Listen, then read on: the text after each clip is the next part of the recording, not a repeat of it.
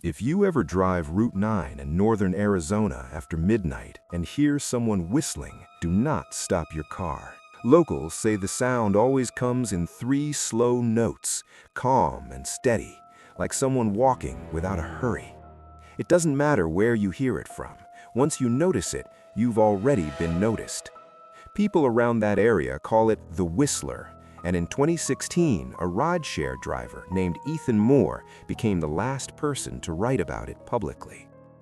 Route 9 runs through long stretches of desert and forest with no streetlights and no cell service, just empty road and darkness beyond your headlights. Ethan used to drive nights to make extra money and didn't believe in road legends. One night in November, just after 12:40 a.m., a passenger canceled a ride near Route 9, and Ethan kept driving anyway, hoping to catch another request on the way back. The road was completely empty. No cars, no wind, no sound but his engine. He rolled his window down slightly to stay awake. That's when he heard it, a whistle, low and distant, repeating the same three notes. At first, he thought it was just wind moving through the trees, until the sound stopped suddenly and started again, closer.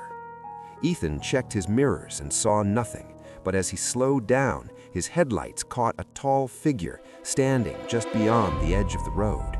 It didn't wave or move, it just stood there, head tilted slightly downward, whistling. Ethan stopped the car and asked if the person needed help. The figure didn't respond. When it lifted its head, the whistling stopped, and Ethan noticed the face looked wrong, like it didn't have a clear expression, as if someone had tried to recreate a human face from memory and failed. The figure took a single step toward the car, and Ethan felt pressure in his ears, like being underwater. Then the whistling started again, right beside his window. He slammed the gas and sped forward, tires screeching. In the rearview mirror, the figure was still standing in the road, but now there were more of them, dozens lining both sides of Route 9, all facing him, all whistling in perfect sync. The sound followed him as he drove faster, not louder, just clearer, as if it were inside the car.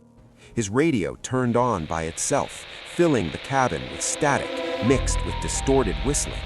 He turned it off, but the engine began to sputter. The dashboard lights flickered, and his phone started ringing with no caller ID.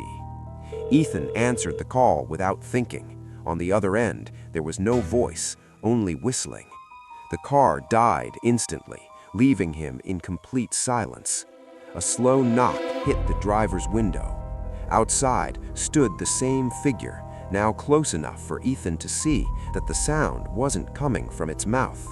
The whistling came from inside its chest, hollow and mechanical, like air moving through something empty.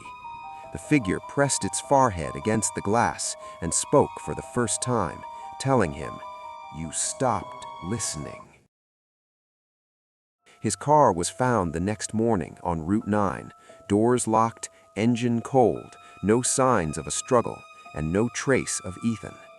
Locals say that on some nights, if you drive Route 9 after midnight, you can still hear whistling in the distance, and if you listen closely, there's a fourth note now, slightly off, trying to imitate the sound, like something is still learning how to call the next driver to stop.